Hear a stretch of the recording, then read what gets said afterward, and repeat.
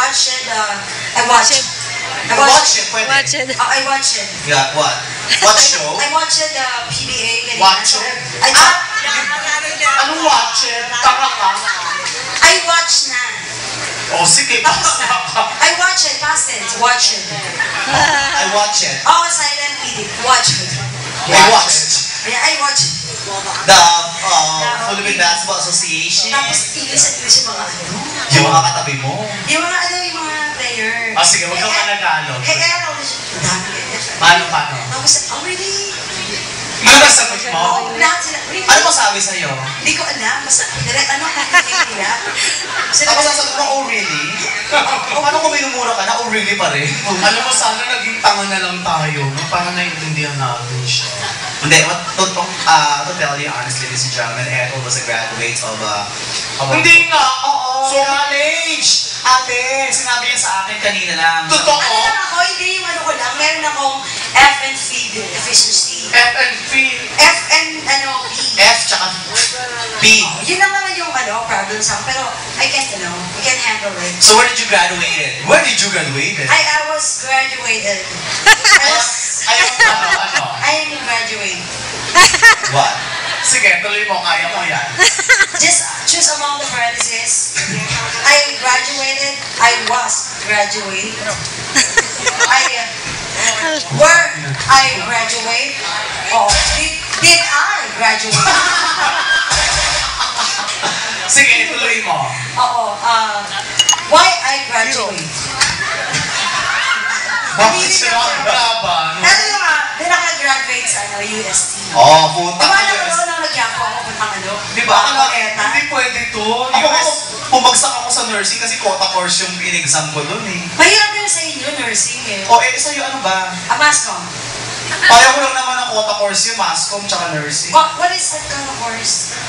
Quota course, ibig sabihin, yung Dapat mayroon kang kota? meaning is ng quota para sa examinations na for you to be able to pass, to be a student. Parang sa amin, sa UP, dapat kailangan. Ikaw nga, UST, tanga ka? Akalain mo UST pa yan, produktong gaya magsuot, UST. Work ko lang to. Kung talagang UST ka. Perfect. Anong course daw niya? Mascom. Major in broadcasting. Aba, ang broadcasting na ba? Broadcasting pa. Ano ang UST? Kung talagang UST ka, ano ang UST? University of Save the Race. Teka, sandali. Saan yung UST na sinasabi mo? Espanya. O yun nga, bakit University of St. Therese? University of Santo Tomas yun. Yeah, I heard. Nagbago na sila. Kailan pa? Nagbago sila. Napakatanda ng universidad nila. Yeah, that's the Pontifical University. Oh, wow! Ano? Pontifical. What do you... The oldest. Spell mo. Yung old na lang kayo. Old Navy.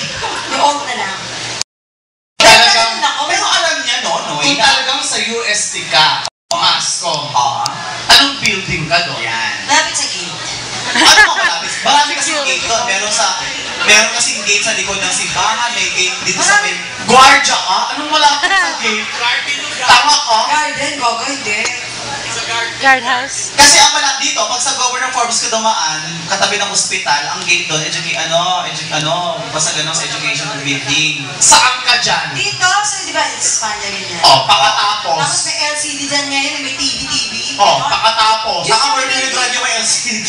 Yun yung building ko, building A yun, building A dati yun eh. Building Ano katabi ng building A? B. Utak ka, may drive-thru ba dyan? Tangkinang paaralan yan, may car park sa ilalim. Yun tayo, ako ngayon, dati ilalim lang yan, pero ngayon, hanggang siya, 5th floor. Ayan to. Ano to, Mega Mall? Hindi, gogo. Building A, B?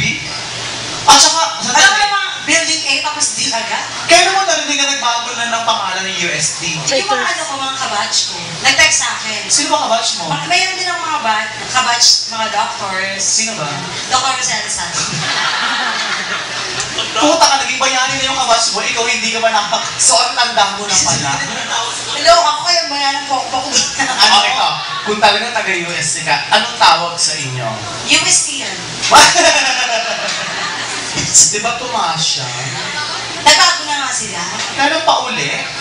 Oo, kasi I was graduated 1992. I graduated. Oh, I graduated. Every 10 years ata, every year. Ano to? Nagpapalit sila. Baka this coming 2009 mag-iba, I heard. Wow. Pero yung taka mo na pala, yung ano na yan. O sige,